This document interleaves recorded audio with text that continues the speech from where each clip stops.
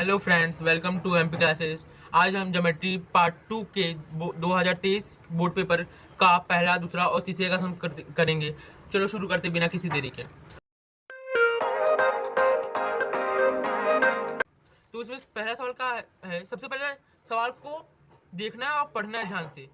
If A B C are sides of a triangle and A square plus B square is equal to C square, name the type of a triangle.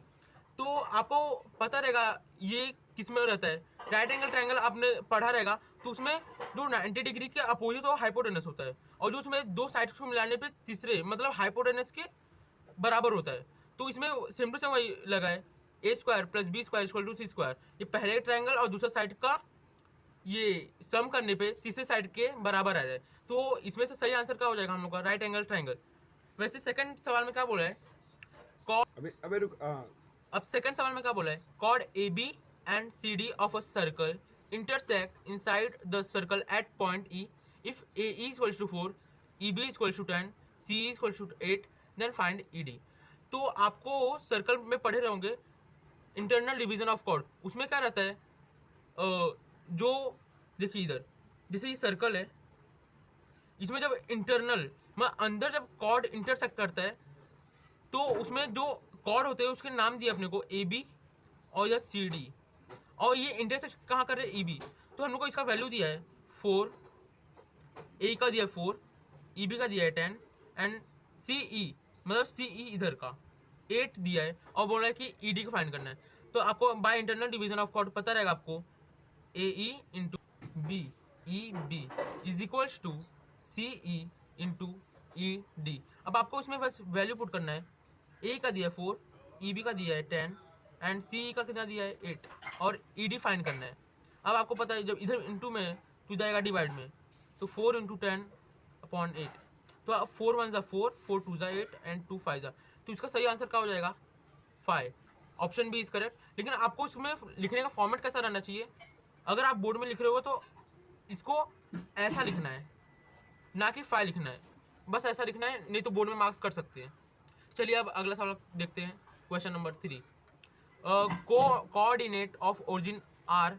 अब आपने graph देखा रहेगा। अब आप जब graph draw करते हो, जो ये लाइन इधर इंटरसेक्ट करता है, तो उसका वैल्यू जो होता है 0,0 होगा। आपने कहीं देखा रहेगा, पढ़ा रहेगा, तो इसका ऑप्शन ए हो जाएगा करेक्ट। चलिए अगला सवाल देखते हैं।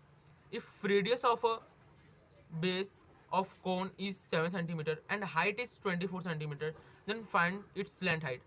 अब आपने 7 चैप्टर में पढ़ा रहेगा मेंसुरेशन। उसमें फॉर्मूला जो है L is equals to root H square plus R square. तो इसमें वैल्यू दिया आपने को बेस, बेस मतलब रेडियस, इसका स्क्वायर प्लस एच स्क्वायर 24। अब आप इसको सॉल्व करोगे तो 24 का स्क्वायर 576 एंड 7 का स्क्वायर 49। अब आप जब आप इसको ऐड करोगे तो इसका आंसर आएगा 625। अब L इज इक्वल्स टू, अब दोनों तरफ अगर हम स्क्वायर लेंगे तो इसका वैल्यू आएगा 25, तो इसका आंसर आएगा 25।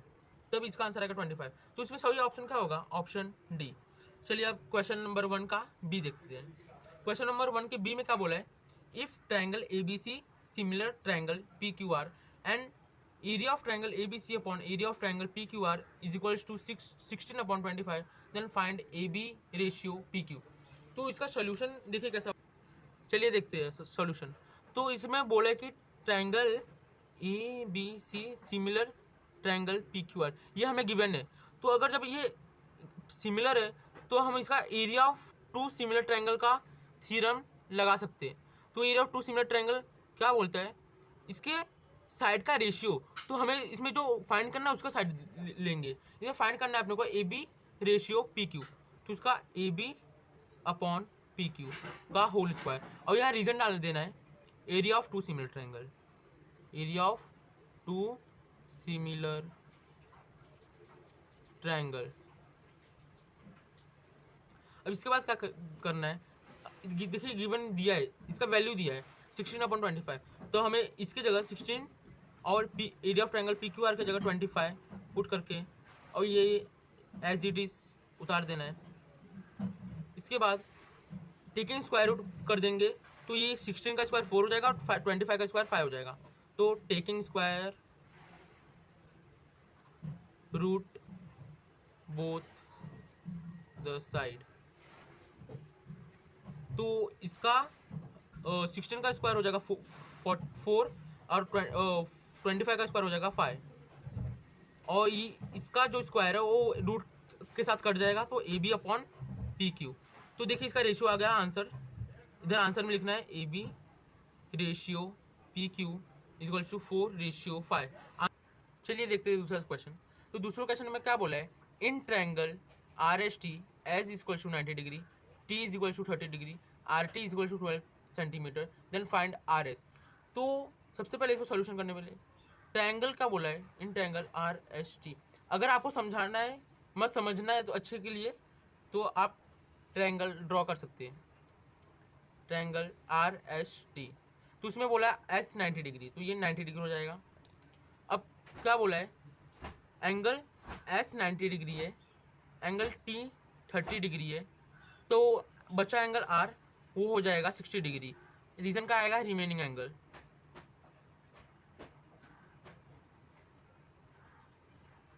अब आपको एक थ्योरम पता रहेगा 30 60 90 डिग्री थ्योरम। अब आप उसको इधर लगा के आप अपना आर एस निकाल सकते हैं। चलो तब करते, बाय 30 60 90 डिग्री थ्योरम। तो अब हमें फाइंड क्या करना है, आर एस। आर एस देखिए किसके, इसके अपोजिट कौन सा एंगल है, आर एस का अपोजिट टी, और टी का एंगल का कितना है 30 डिग्री, तो हम अपोजिट 30 डिग्री लेंगे। तो क्या लिखेंगे, R S is equals to 30 का अपोजिट क्या होता है, हाफ होता है, वो भी किसका हाफ होता है, हाइपोटेनस। हाइपोटेनस का है आर टी। रीजन क्या आएगा, अपोजिट टू 30 डिग्री। अब हमें गिवन क्या है, इधर देखिए गिवन क्या है, हमें आर टी दिया है, तो हम अब आर टी का वैल्यू पुट कर देंगे। आर टी का वैल्यू 12 दिया था, 2 से ये कट जाएगा 6, तो आर एस का वैल्यू कितना आ गया, therefore R S is equals to 6 centimetre. तो यही सोल्यूशन था इसका। चलिए अब थर्ड सम देखते हैं। तो थर्ड सम में क्या बोला है, if radius of a circle is 5 centimetre then find the length of a chord of a circle. तो ये सवाल में बहुत सारे जन अटके थे। Length of longest chord, longest chord में सब क्या समझेंगे लॉन्गेस्ट कॉर्ड। तो लॉन्गेस्ट कॉर्ड जो होता है वो हम लोग का डी होता है, डायमीटर। तो इसको सॉल्व करने का तरीका क्या है, longest chord is equals to D, क्योंकि वो longest chord equals to D diameter के इक्वल होता है। अब हमें देयरफॉर डायमीटर का फॉर्मूला हमें पता है, डी इक्वल्स टू 2r, और हम लोग को गिवन दिया है रेडियस ऑफ सर्कल 5, तो 2 इंटू 5, आंसर आ गया 5 2 10। तो लॉन्गेस्ट, तब आंसर लिखना मत भूलना। तो आंसर में क्या आएगा, the longest chord is equals to 10 centimetre. चलिए तब चौथा सम करते हैं। चलिए अब चौथा सम करेंगे। चौथे सम में क्या बोला है, find the distance between the points O 0,0 and P 3,4। तो सबसे पहले इसमें जो गिवन पॉइंट्स दिए वो लिखते हैं, ओ 0,0 और पी 3,4। तो इसको करने का तरीका क्या है, सबसे पहले हम लोग इसके जो वैल्यू दिए हैं ओ के पॉइंट्स, उसको हमें एज्यूम करना पड़ेगा। तो एज्यूम दैट ओ 0,0, ये इधर जो इक्वल होता है उधर हमें 3 इक्वल लाना रहता है, और जो इसके पॉइंट्स है इसे हमें x1 और y1 माना। अब अगले में क्या बोला है, एज्यूम दैट p 3,4 का जो मानेंगे x2, y2। तो अब बाय डिस्टेंस फॉर्मूला ये लिखना भूलना मत कोई, क्योंकि ये फॉर्मूला कहाँ से आ रहा है और कौन सा फॉर्मूला है वो हमें पता रहना जरूरी है। तो बाय डिस्टेंस फॉर्मूला, तो अब डिस्टेंस का formula, distance is equals to root x2 minus x1 का whole square plus y2 minus y1 का होल स्क्वायर। अब हमें डिस्टेंस किसके कौन से पॉइंट का डिस्टेंस फाइंड करना है, ओ कॉमा पी के डिस्टेंस का फाइंड करना है। तो अब हम इसका वैल्यू पुट करेंगे x2 माइनस x1। देखिए इधर x2 और x1 किसको माने थे, x2 माने थे हम 3 और x1 माने थे 0। तो हम वैल्यू पुट करेंगे, x2 को माने थे हम लोग 3 और x1 को माने थे 0, इसका होल स्क्वायर प्लस। अब देखिए y2 किसको माने थे, y2 हम माने थे 4 को और y1 माने थे 0 को। तो y2 माने थे हम 4 को और y1 माने थे 0 को, इसका होल स्क्वायर। अब आप इसको सॉल्व कर ही सकते हैं, 3 माइनस 0 3 3 होल स्क्वायर प्लस 4 माइनस 0 4 होल स्क्वायर। तो 3 का स्क्वायर 9 होता है और 4 का स्क्वायर 16 होता है। इसको ऐड करने पे 25 होगा और 25 किसका रूट है, 25 रूट है 5 का। तो इसके बीच का इस पॉइंट के का डिस्टेंस जो है 5 सेंटीमीटर है। तो इसका सॉल्यूशन हो गया। चलिए अब बढ़ते हैं क्वेश्चन नंबर 2A का। क्वेश्चन नंबर 2A वो एक्टिविटी बेस्ड होता है, जो इसमें हमें सिर्फ जो बोला है वो भरना रहता है, अपने मन से नहीं करना रहता है, नहीं तो उस पर मार्क्स करने का डर होता है। तो पहला सम इसमें क्या बोला है, ट्रायंगल दिया है, इसमें बोला है अबोव फिगर L इज 35। हमें ये 35 L जो है गिवन दिया है और फाइंड करना है major arc MN and second major arc MLN। तो सॉल्यूशन में क्या दिया बोला है, L is equal to half of major arc MN by inscribed angle theorem. Inscribed angle theorem में एंगल के अपोजिट जो आर्क होता है वो हाफ होता है उस आर्क के। तो अब L का वैल्यू जो हमें दिया 35, तो ये बॉक्स में हम 35 रखेंगे। उसके बाद क्या बोला है 2 इंटू 35 मेजर आर्क MN। तो अब इसको इंटू करने पर हमें जो वैल्यू मिलेगा वो 75 होगा। तो हमें मेजर आर्क MN का वैल्यू पता चल गया। तो 35 इंटू 2 70 होगा। अब सेकंड जो हम लोग प्रूव करना था, major arc MLN is equals to minus major arc MN। तो इसमें आएगा क्या, तो हमें इसमें ना जो आजू बाजू हिंट है उसके हिसाब से लिखना है। डेफिनेशन ऑफ मेजर आर्क किसका होता है, जो सेंट्रल एंगल होता है। तो सेंट्रल एंगल इसमें जो मेजर आर्क MLN है इसमें, तो मेजर आर्क MLN कैसे फाइंड होगा, तो इधर देखिए MLN जो है उसमें से हम पूरे सर्कल जो मेजर आर्क सर्कल होता है उसमें से हम MN माइनस कर देंगे तो हमें ये वैल्यू पुट जाएगा। तो इसमें क्या बोला है मेजर MLN, तो हम इधर 360 माइनस मेजर आर्क MN जो हमें वैल्यू मिली है 70। तो अब 360 माइनस 70 जो होता है 0, 16 माइनस 7 गया, 16 माइनस 7 9 एंड 2, तो 290 डिग्री ये हो गया मेजर आर्क MLN। तो ये हम लोग फाइंड करना था जो हमने फाइंड कर लिया। अब सेकंड सवाल की तरफ बढ़ते हैं। इसमें हमें शो दैट करना है cot theta is equal to cot theta plus tan theta is equal to cosec theta into sec theta. Solution में क्या बोला है LHS cot theta plus tan theta. तो हमें पहले ये इसने उतारा है, उसके बाद इस cot थीटा किसका उल्टा होता है, cot थीटा होता है cosec theta plus upon sin theta, और जो tan होता है इसका उल्टा होता है। तो वही फॉर्मूला इसने लिखा है। उसके बाद cos थीटा और इसका क्रॉस मल्टीप्लाई किया इसने, क्रॉस मल्टीप्लाई करने पे cos स्क्वायर थीटा हो जाएगा इधर और प्लस साइन स्क्वायर थीटा हो जाएगा। तो अब इसका वैल्यू आप सबको पता है इधर 1 होता है, तो इधर रीजन डालना है कि यही sine square theta plus cos square theta जो होता है 1 होता है। तो वैसे इधर 1 आ गया। अब इसको सेपरेट करके लिख दिया है, सेपरेट करने में 1 अपॉन साइन थीटा और 1 अपॉन कॉस थीटा। अब 1 अपॉन साइन थीटा किसके इक्वल होता है, 1 अपॉन साइन थीटा होता है कॉसेक थीटा के और 1 अपॉन कॉस थीटा होता है सेक थीटा के। तो प्रूफ हो गया। वैसे तब लास्ट में लिखना है LHS इक्वल टू RHS और जो हमें प्रूफ शो दैट करना था वो शो दैट लिखना है। तो अब हम बढ़ते हैं आगे की तरफ। क्वेश्चन नंबर 3 में क्या बोला है, find the surface area of sphere of radius 7 centimetre. तो find surface area of sphere का फॉर्मूला क्या होता है 4 पाई r स्क्वायर और 4 इंटू पाई का वैल्यू 22/7 एंड r का वैल्यू जो दिया है 7, तो ये 7 आ जाएगा। इसके बाद 4 इंटू पाई का वैल्यू 22/7 और ये 7 का स्क्वायर कितना होता है 49। इसके बाद इसका 7 को ये सबको मल्टीप्लाई किया है तो 22 इंटू 4 इंटू 49 इसको मल्टीप्लाई किया है, तो इसको मल्टीप्लाई करने पे आएगा 80, इसका मल्टीप्लाई करने पे 88 आया। अब इसके अपॉन जो 7 है ये 7 हम इसे काट देंगे तो इजी पड़ जाएगा, 7 7 जा 47। उसके बाद 88 7 जा जो करेंगे तो आएगा 616। तो इधर सबसे पहले ये जो मल्टीप्लाई है तो इधर हम 88 लिख देंगे और उसके बाद आंसर आ गया अपना 616। अब क्वेश्चन नंबर 2 का बी करेंगे। क्वेश्चन नंबर 2B का में क्या होता है, ये एक्टिविटी बेस्ड नहीं होता है, इसमें हमें सॉल्यूशन करना पड़ता है। तो इसमें सबसे पहले इसमें गिवन लिखना और फाइंड करना दोनों लिखना पड़ेगा, तभी उसमें मार्क्स मिलेंगे, क्योंकि एक प्रॉपर तरीका होता है सम करने का। तो क्वेश्चन नंबर 2 के पहला सम क्या बोल रहे हैं, in trapezium A B C D, in trapezium A B C D side A B is parallel to side P Q is parallel to side D C, side A B is parallel to side P Q is parallel to side D C. A P का value दिया है 15, P D का value दिया है 12, Q सी का value दिया है 14, B Q का वैल्यू फाइंड करना है। तो ये सब सवाल में सबसे पहले गिवन लिखेंगे।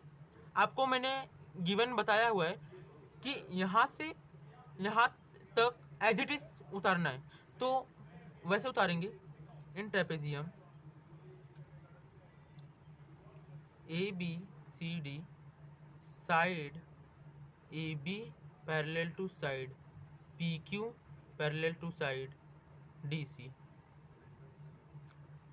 ए P is equals to 15, P D is equals to 12, Q C is equals to 14। अब टू फाइंड क्या करना है, B Q, side B Q find करना है हमें। तो ये सोल्यूशन को करने के लिए हमें एक थ्योरम होता है 3 parallel line and the transversal की, तो हम उसका अप्लाई करेंगे। उसमें होता क्या है कि उस थ्योरम में है कि उसका एरिया, उसके रेशियो का इसका तो 3 पैरेलल लाइन बोलता है कि इसका रेशियो का वो लेते हैं, इसका रेशियो लेते हैं अपॉन में।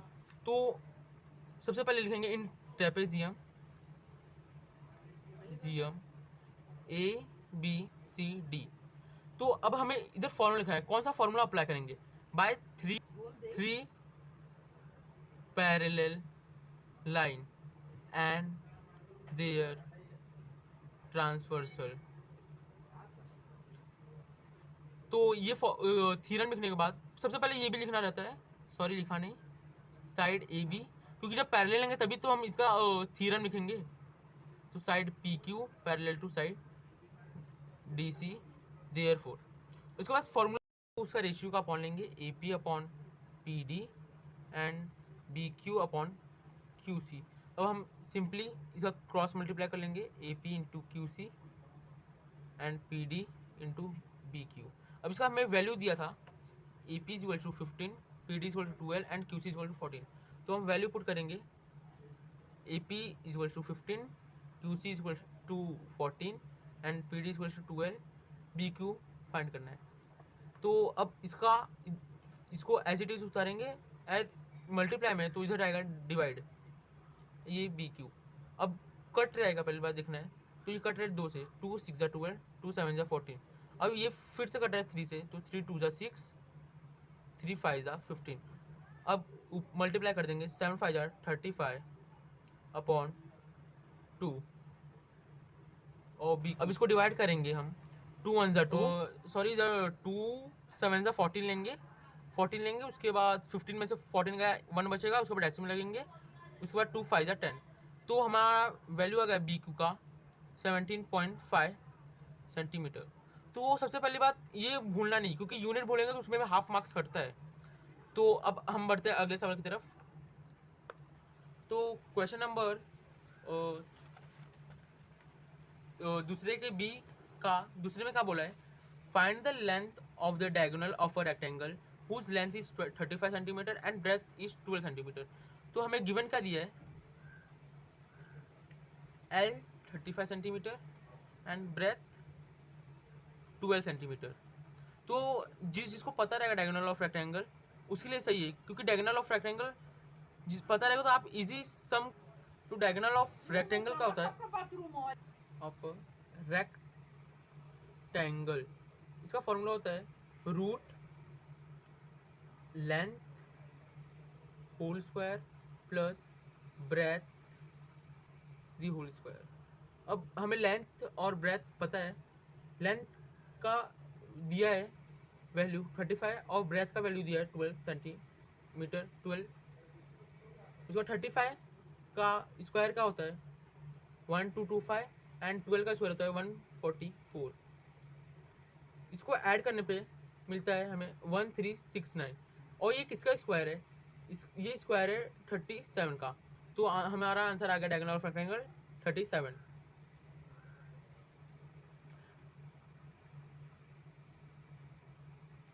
चलिए बढ़ते हैं अगले सवाल। चलिए देखते हैं हम क्वेश्चन नंबर दूसरे का बी का तीसरा सम।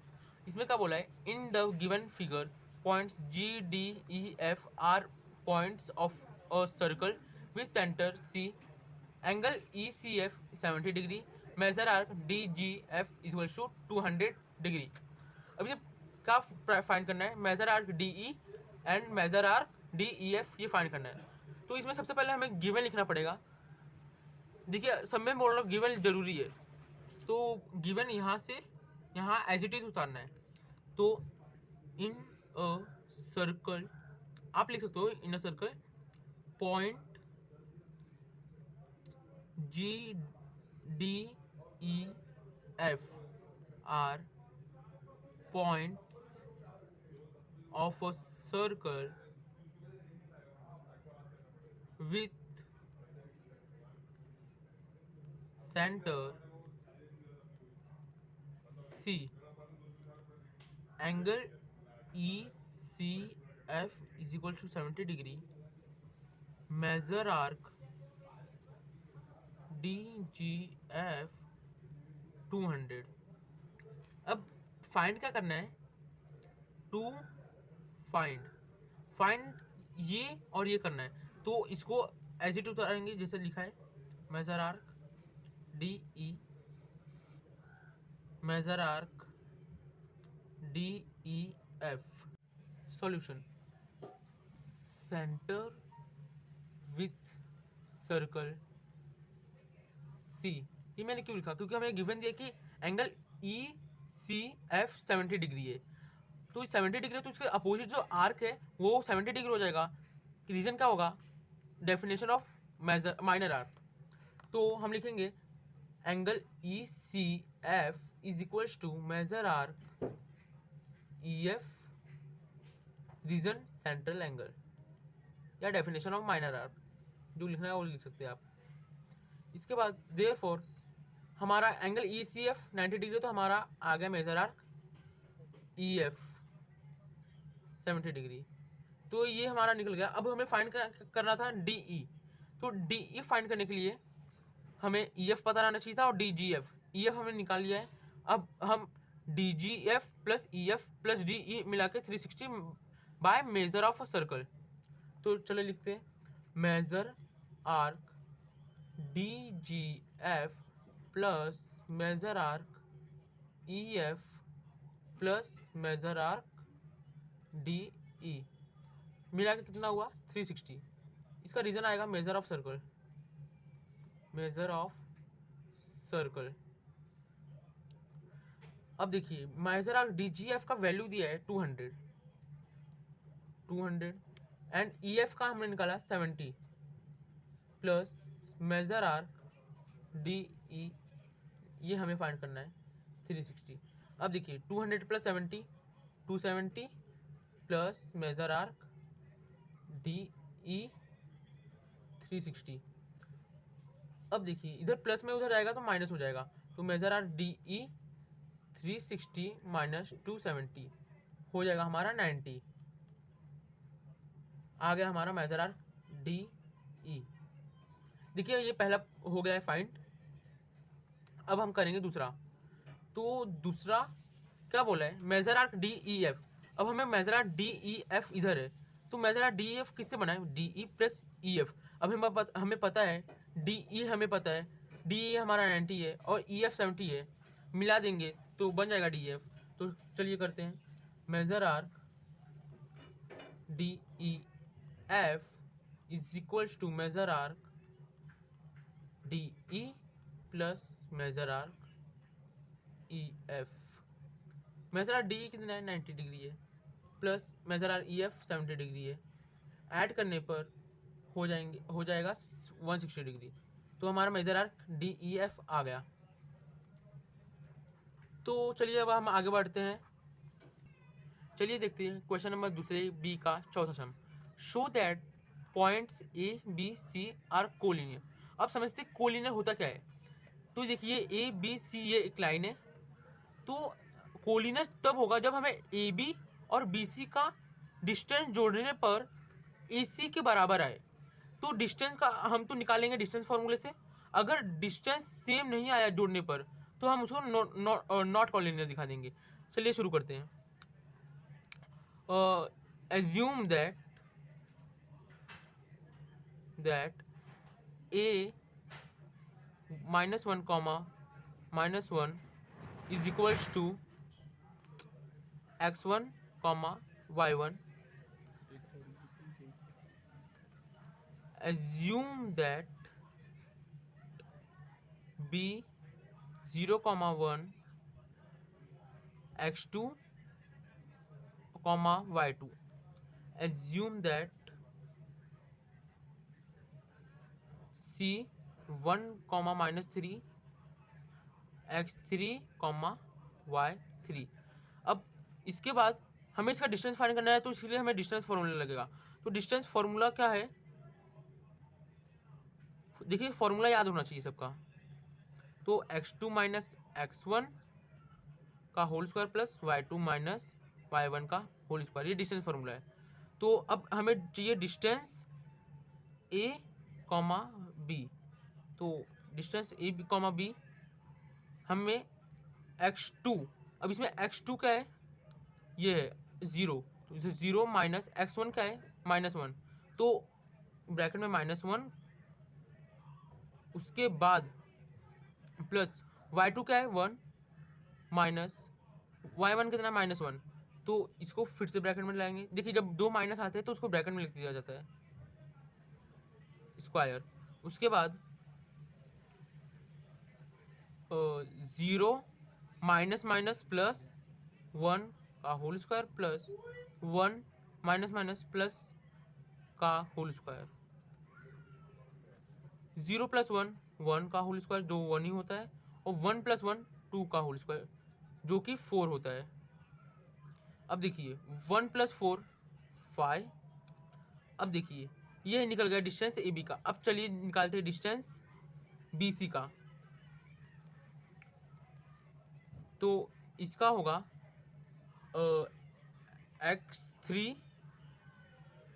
x3 माइनस x2 का whole square plus y3 minus y2 का होल स्क्वायर,